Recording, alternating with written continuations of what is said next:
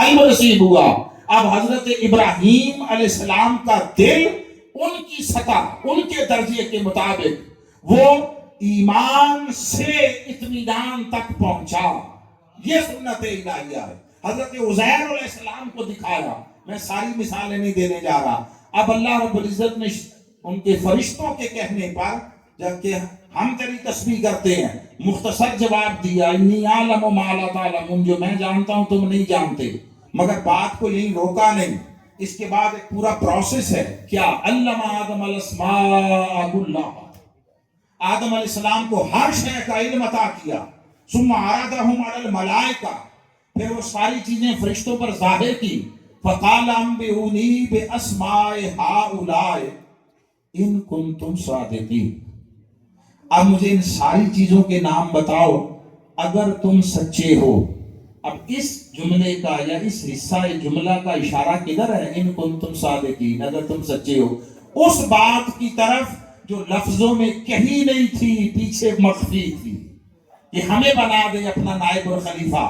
تو فرمایا اگر تم اپنی اس بات میں جو تم نے ادباً جو ہے مخفی رکھی سچے ہو، تو ان چیزوں کے نام بتاؤ. قالوا سبحانک لا علم لنا الا ما علمتنا، اتنا ہی پتہ ہے جتنا تو نے سکھایا ہے، اور تو ہر عیب سے پاک ہے. یہ بات سمجھنا چاہیے. سکھایا فرشتوں کو بھی اللہ نے تھا، آدم کو بھی اللہ نے. کسی کو چاہا تو کروڑوں سالوں میں اتنا دیا، کسی کو چاہا تو ایک لمحے میں سارا ہی دے دیا. جس کو اونچا کرنا چاہتا ہے، جس کو بلند کرنا چاہتا ہے، جس کی شان اور فضیلت کو بڑھانا چاہتا ہے، تو اس کی بارگاہ سے اس کا سبب اسباب کی دنیا میں ایک راستہ یہ ہے. جس کو اونچا کرنا چاہتا ہے اس کو علم عطا فرماتا ہے، علم کے ذریعے اونچا کرتا ہے. یہ پہلا شخص تھا اللہ کی بارگاہ سے بہتر انسانیت کے روپ میں. تو وہ یہ کیا. اب جب کہا کہ سجدہ کرو تو اب کیوں سارے فرشتے جھک گئے؟ سجد الملائکۃ کلھم اجمعون. کیوں؟ اب ان کے دل بھی اطمینان کے حامل تھے. آدم سے بھی کہا یا آدم انبئہم باسمائہم. یہاں بھی ایک لطیف بات ہے، کیونکہ اساتذہ بیٹھے ہیں اور میرے لیے یہ اعزاز کی بات ہے. دیکھیے عام طور پر ایسا ہوتا ہے کلاس میں مثلا دو بچے ہیں تو دیکھنا ہے کس کو زیادہ پتہ ہے، کون زیادہ تیاری ہے، کون زیادہ پڑھتا ہے. تو دو طریقے ہوتے ہیں. یا تو استاد دونوں سے کہتا ہے باری باری مجھے بتاؤ، ہاں بھائی تم بتاؤ اس سوال کا کیا جواب ہے، تم بتاؤ اس سوال کا کیا جواب. یار یہ طریقہ ہوتا ہے.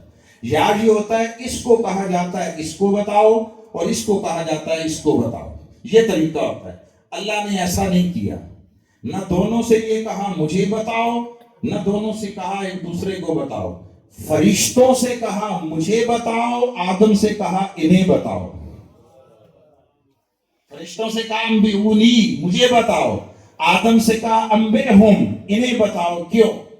اس لیے کہ اگر وہ فرشتوں سے کہتا آدم کو بتاؤ، وہ بتا پاتے یا نہ بتا پاتے. امکانات کی دنیا میں یہ سوچا جا سکتا تھا کہ فرشتے نبوت کو بتا اور سکھا سکتے ہیں. امکان کی سطح پر فرشتوں کا نبوت کے استاد ہونے کا خیال آ سکتا تھا. سو فرشتوں سے نہیں کہا آدم کو بتاؤ، فرشتوں سے کہا مجھے بتاؤ. نبوت اپنے پہلے قدم پر بھی اللہ کے سوا کسی کی محتاج نہیں ہوتی، اور سارے فرشتے اجتماعی طور پر مل کر بھی اس پہلے انسان اور نبی حضرت آدم کو سکھانے والے نہیں ہو سکتے. مصطفیٰ کا درجہ تو بہت اونچا. یہ ضمنی بات اشارہ تھا. اب آدم سے کہا انہیں سکھاؤ، انہیں بتاؤ. اور دیکھیے پورا جملہ ہے فلما انبأہم باسمائہم، جب انہوں نے وہ سارے نام بتا دیے. اب عجیب جملہ اللہ نے کہا ہے. اچھا پریشانی ہو گیا، میں ہوں مضمون پر، مگر یہ تھوڑا سا اس کا ایک بنیادی ڈھانچہ بنا رہا ہوں. اب اللہ رب العزت نے جب حضرت آدم علیہ السلام ساری چیزوں کے نام بتا چکے تو اللہ رب العزت نے ایک عجیب جملہ کہا فرشتوں سے. فقال الم اقل لکم انی اعلم غیب السماوات والارض. میں نے نہیں کہا تھا کہ میں آسمانوں اور زمین کے سارے غیب جانتا ہوں، اپنے متعلق اللہ نے کہا. اب پورا واقعہ پڑھ لیں، یہاں پڑھ لیں، آگے جتنے مقامات قرآن مجید میں پڑھ لیں، فرشتوں نے کہیں بھی اللہ کے علم پر تو کوئی بات ہی نہیں کی. انہوں نے اللہ کو تو نہیں کہا کہ مولا معاذ اللہ تجھے پتہ نہیں ہے یہ جا کر فوریزیاں کرے گا، ایسا تو نہیں کہا. انہوں نے تبصرہ کیا صرف. اللہ نے آدم علیہ السلام کے علم کی عظمتیں اور وسعتیں ظاہر کر دینے کے بعد کہنا تو یہ چاہیے تھا نا کہ میں نہیں کہتا تھا یہ میری خلافت کا مستحق ہے، میں نہیں کہتا تھا یہ استحقاق خلافت رکھتا ہے، میں نہیں کہتا تھا اس کا علم اتنا زیادہ ہے، یہ نہیں کہا میں نہیں کہتا تھا میں آسمانوں اور زمین کے غیب جانتا ہوں. یہ ظاہر کرنا چاہا. لوگوں، نبی جس مرحلے پر بھی ہو وہ علم الہی کا آئینہ دار اور مظہر ہوتا ہے، وہ علم الہی کا حامل ہوتا ہے جس پر جتنا چاہے عیاں کر دے. فرشتوں نے سر جھکا دیا، جھکا دیا. اب اللہ رب العزت دوسرا مقام ساتھ ملا رہا ہوں. اللہ رب العزت نے فرمایا انی خالق بشرا من صلصال من حماء مسنون، میں اس مٹی سے بچتی ہوئی بدبودار مٹی سے ایک پیکر بشری بنانے والا ہوں.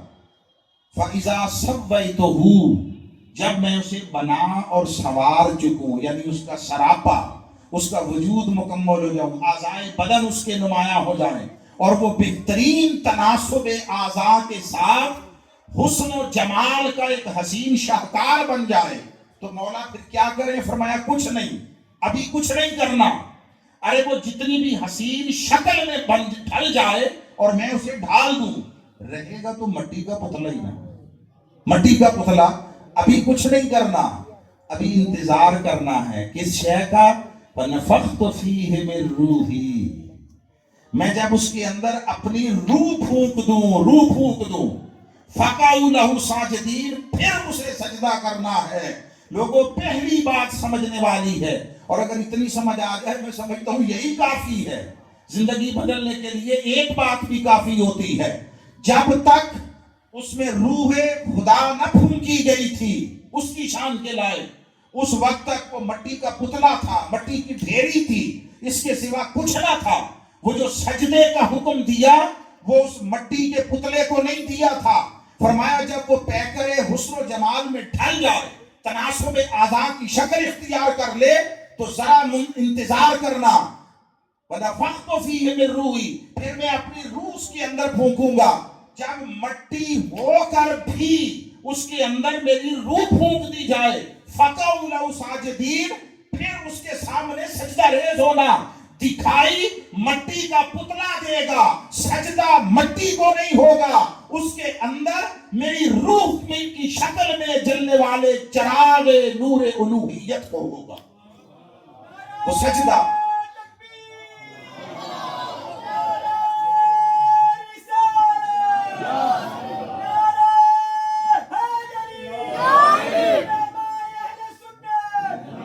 یہ بات یاد رکھیے، یہ اللہ کی غیرت توحید و الوہیت سے بات مطابقت نہیں رکھتی. وہ اپنے سوا کسی کے سامنے مخلوق کا جھکنا اور سجدہ کرنا کیسے گوارا کرے، کیسے گوارا کرے؟ اور چے جائے کہ خود حکم دے، نہیں، ایسا ممکن نہیں ہے. وہ جو سجدے کا حکم تھا، سامنے وجود آدم تھا، سجدہ اس کے نور الوہیت کو تھا. وہ جو وَنَفَخْتُ فِيهِ مِن رُوحِي کی شکل میں اس کے اندر نسبت الوہیت کا ایک چراغ جلایا گیا تھا، سجدہ اس کو تھا. میرا اپنا ایک نقطہ نظر ہے، وہ سجدہ تعظیمی ہی کیوں نہ ہو، جس کو بعض علماء یوں کہتے ہیں کہ پچھلی امتوں میں اور پچھلے نبیوں کے لیے جائز تھا. میرا موقف یہ ہے، ارے آدم سے لے کر عیسیٰ تک کسی پیغمبر کی شریعت میں اللہ کے سوا کسی کے لیے سجدہ نہ تھا.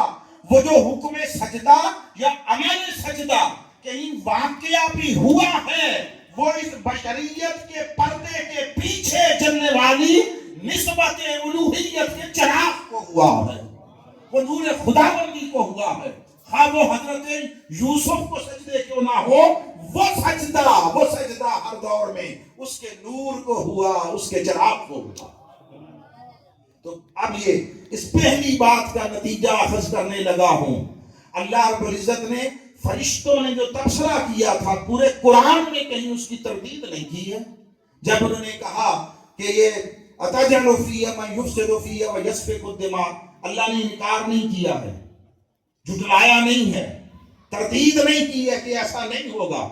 یہ جو فرشتوں نے کہا کہ یہ ایسا کرے گا، کس بنا پر کیا؟ کہا 4 عناصر جن سے مل کر وجود بشری بنا تھا ان کے ہاتھوں سے پروسیس ہوا تھا. مٹی لے آؤ، مٹی آ گئی، کثافت ہے، گدلا پن ہے اس میں. مٹی ماحول کو گدلا کر دیتی ہے، کپڑوں کو میلا کر دیتی ہے. آپ جوتوں پر لگنا پسند نہیں کرتے، ہر چند کے سب جانتے ہیں ہم خود مٹی سے بنے، مگر جوتوں پر مٹی کا لگنا گوارا نہیں کرتے، صاف کر لیتے ہیں. تو مٹی کے اندر گدلا پن ہے، دھندلا کر دیتی ہے.